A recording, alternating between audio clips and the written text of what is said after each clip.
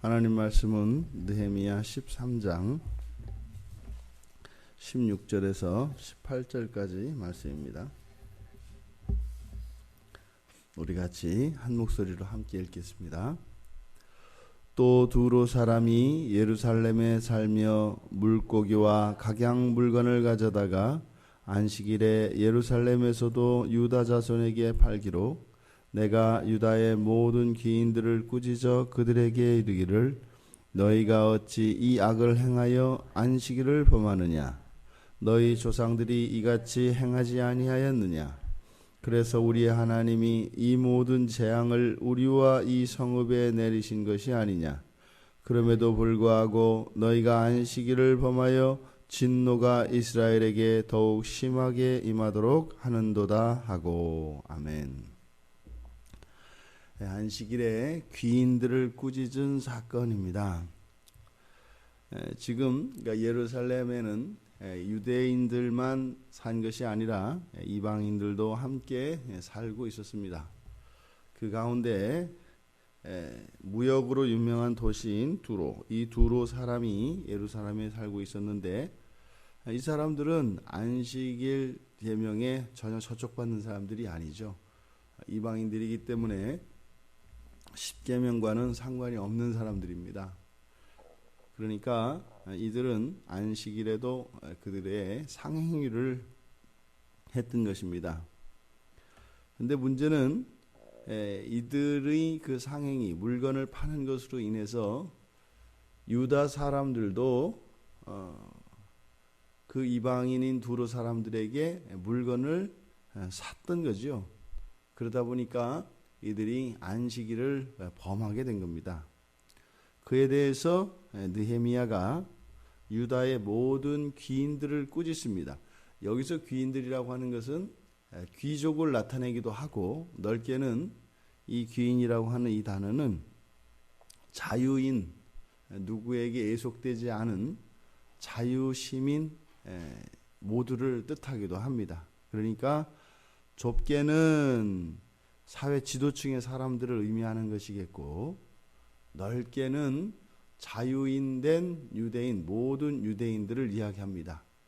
유대인들 안에서도 자유가 박탈당한 사람들이 있죠. 희년이 들 때까지는 부득이하게 이런 경제적인 어려움으로 자기 자신을 다른 사람의 종으로 스스로를 팔 수 있습니다.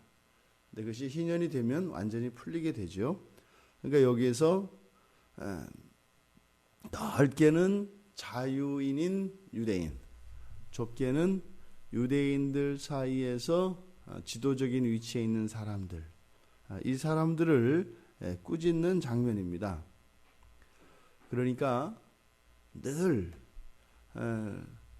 서양에서만 이 노블리스 오블리제가 있는 것이 아니라 항상 모든 사회에서는 그 사회의 지도층들에게는 공동체에 대한 공적 책임이 늘 있어 왔습니다. 이거는 동서고금을 막론하고 모두 다 그렇습니다. 그런데 건강한 사회는 늘 그 사회의 부자들이나 이런 지도층의 사람들이 이런 공적인 그런 책임감을 가지고 이렇게 그 사회에 기여하는 일이 있습니다. 건강한 사회의 증거입니다. 그런데 부자들이나 이런 사람들, 다른 사람들보다 지도적인 위치에 있는 사람들이 이러한 공인으로서, 다시 말해 공동체 전체의 선과 이익보다 자기 자신의 이익에 마음을 쏟게 되면 그 공동체는 건강성을 잃어버립니다. 항상 어떤 사회에서나 요구되어지는 부분이 바로 이 지도층들에 대한 책임입니다. 지금 여기에서도 느헤미야가 이스라엘 공동체의 모든 사람들 가운데 특별히 지도적인 위치에 있는 사람들을 꾸짖고 있습니다. 지금 외국인들의 이러한 상행위로 말미암아 그 물건을 백성들이 사는 것으로 인해서 안식일을 범한 것을 지도층에게 책임을 묻고 있다 이 말입니다. 그런데 꾸짖는 내용을 보면 왜 어떻게 안식일을 범할 수가 있느냐? 어떻게 그럴 수 있느냐?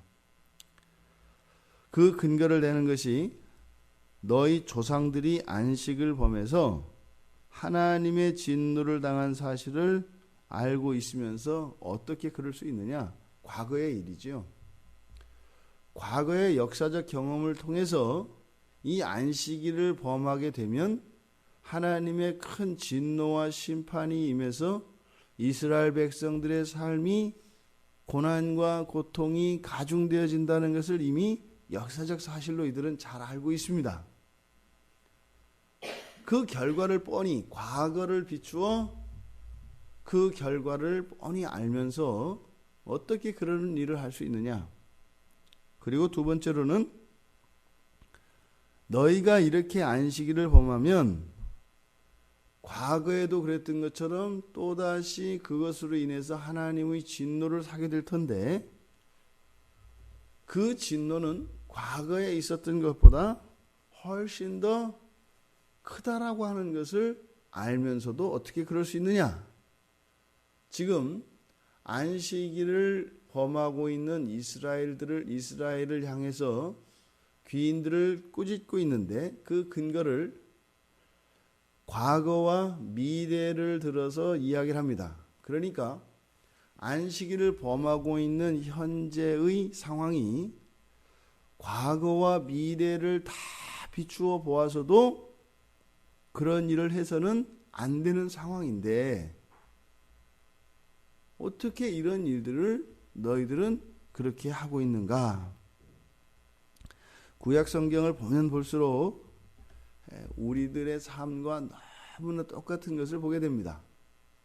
우리가 안 되는 걸 알면서도 이것이 하나님의 말씀을 적극적으로 대적하는 것을 알면서도 또 심지어는 그것으로 인해서 마음의 불안감이 있으면서도 그렇게 하고야만 하는 그런 일이 지금 여기에서도 그대로 일어나고 있는 것입니다.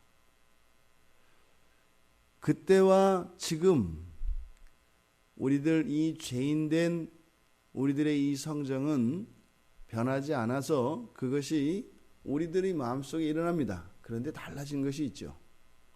지금 느헤미야가 이 유다의 귀인들을 꾸짖으면서 근거로 제시했던 것이 무엇이에요? 하나님의 진노입니다. 너희들 이렇게 하면 또 하나님의 진노가 임할 것이다. 이 진노라는 것은 바로 이들이 포로 생활을 했던 것을 포함해서 이들을 하나님께서 벌 주셨던 모든 상황들을 다 이야기하는 겁니다. 그런데 지금은 어떻게 됐죠? 이제는 그 진노가 예수 그리스도 한 몸에 다 부어졌습니다. 변하지 않고 여전히 하나님의 말씀에 순종하지 못하는 것은 그때나 지금이나 물론 지금이라고 하는 것은 우리 그리스도인들을 상징하는 것입니다. 그때나 지금이나 다르지 않습니다만 이 안식일을 지켜야 하는 그 동기가 다르다 이 말입니다. 이스라엘 백성들은 무엇이었어요? 하나님의 진노였습니다. 그런데 결국 이들은 또 지키지 않습니다. 구약이 우리들에게 주는 교훈은 어떠한 벌책과 어떠한 고통과 고난이 그 사람의 악한 습성, 다시 말해 죄에서 돌이키게 하지 못한다라는 교훈입니다. 제가 그 안양교도소 교정위원을 했었거든요. 그럼 이 교정위원 가운데, 교정 이론 가운데 크게 두 가지가 있습니다. 하나는 더 심한 벌을 주어서 그 벌에 대한 두려움 때문에 범죄를 하지 못하도록 해야 된다라고 하는 그런 교정 이론이 있고, 또 반대는 사랑으로 이 사람들을 감싸야 된다. 이 두 가지 이론이 이제 항상 대립합니다. 그러니까 우리나라에 있는 교도소도 그래서 어떤 교도소는 심하게 다뤄야 된다라고 하는 소장이 있는 교도소가 있고, 사랑으로 감싸야 한다라고 하는 소장이 있는 교도소가 있습니다. 완전히 다릅니다. 그러니까 교도소장이 바뀔 때면 이 안에 있는 수인들이 상당히 민감합니다. 그래서 이들의 그 법무부 그 교도관들의 인사정책에도 아주 관심을 많이 갖고 있습니다. 어떤 소장이 오냐에 따라서 하다못해 면회 횟수, 제일 그 사람들이 먹고 싶어 하는 것이 떡인데요. 떡을 먹을 수도 있고 못 먹을 수도 있고 이렇습니다. 근데 경험으로 보아서도 가장 재범률이 낮은 나라가 독일인데요. 뭐 이 나라가 어느 정도냐면 교도소가 시내 안에 있습니다. 이렇게 시내 안에 있는 정도가 아니라 어떤 사람이 면회를 가려고 주소를 들고 그 교도소를 갔는데 찾지를 못하고 30분을 헤매다 그냥 왔답니다. 그 이유가 뭐냐면 교도소가 유리 건물로 돼서 최신식 건물로 되어 있습니다. 그러니까 울타리, 담장 이런 게 없습니다. 그냥 오피스 빌딩과 똑같이 되어 있어요. 그러니까 그 주소가 거기 맞는데 거기에 교도소가 있는 게 아니라 다른 회사가 있으니까 거기는 교도소가 아닐 거라고 생각을 하고 그 주변을 아무리 찾아도 없는 겁니다. 1인 1실이고요. 방 안에 침대에 TV, 냉장고 다 있습니다. 말이 안 되는 거죠. 죄를 져서 이 사람이 들어갔는데 어떻게 그런가? 그래서 이제 그 교정 사례를 이렇게 보면 살인범들이 한 번, 두 번, 세 번 이상 들어오는 일이 없답니다. 굉장히 낮아요. 근데 거기 같은 경우 어떻게 하냐면 사형수 같은 경우도, 그러니까 살인자 같은 경우, 살인범 같은 경우도 교도소에 들어오면 그 한 사람에게 3명의 보호자가 붙습니다. 한 사람은 저 같은 목회자가 붙습니다. 목사가 한 사람이 그 죄명이 그 살인범 한 명당 목사 한 사람이 붙고요. 또 이 사람을 그 심리 상담하는 심리 상담가가 붙습니다. 그리고 우리 집사님들과 같이 그 사람들을 이렇게 서포트하는 가정 후원자가 생깁니다. 그러면 이 사람을, 이 가정 후원자는 자기 집으로 데려간대요. 살인범을요. 근데 우리나라 그 이쪽 교정 쪽에 일을 하시는 교수님이 가서 견학을 갔는데 딸만 둘이 있는 집안인데 딸 둘하고 이 살인범하고만 노트래요. 근데 무슨 우리 교정위원이 이 사람들이 실수하는 것 같으니까 암만 사랑으로 한다 그래도 어떻게 그 애들하고만 둘을 놓고 그 살인범을 놓고, 그래서 이야기를 했더니 그 사람들이 깜짝 놀라더래요. 당신 교정위원 맞냐? 교정위원이 어떻게 그런 생각을 하냐? 이렇게 이야기를 하더래요. 세계적으로 제일 낮은 나라가 독일입니다. 그러니까 거기도 여전히 교도소에 사람들이 있죠. 근데 그 사람들은 누구냐면 거의 초범들이고, 이 초범들은 보통 사회적으로, 가정적으로 어려운 환경에서 살았던 사람들이래요. 근데 이 사람들이 교도소에 들어오면 깊은 사랑을 맛보고 그때부터 이 사람들이 정상적인 사회인으로 살아간다고 합니다. 이 말씀을 드리는 이유는 이 구약의 백성들은 하나님의 더 큰 진노로 인해서 이런 죄에서 돌이키지 못했다 이 말입니다. 그런데요, 하나님의 그 진노를 예수 그리스도께서 한 몸에 다 받으셨고 우리에게는 하나님의 진노로 인한 두려움은 분명히 없습니다. 그런데 우리를 대신하여 십자가에서 하나님의 모든 진노를 받으신 그 그리스도를, 그 사랑을 아는 사람은 나에게 가해질 더 큰 처벌 때문에 하지 못하던 일들을 하게 된다 이 말입니다. 그래서 사람의 마음을 바꾸고 사람을 바꿀 수 있는 것은 용서와 사랑으로 경험되어지는 복음입니다. 이 복음만이 우리를 바꿀 수 있습니다. 사람이 생각보다 강하거든요.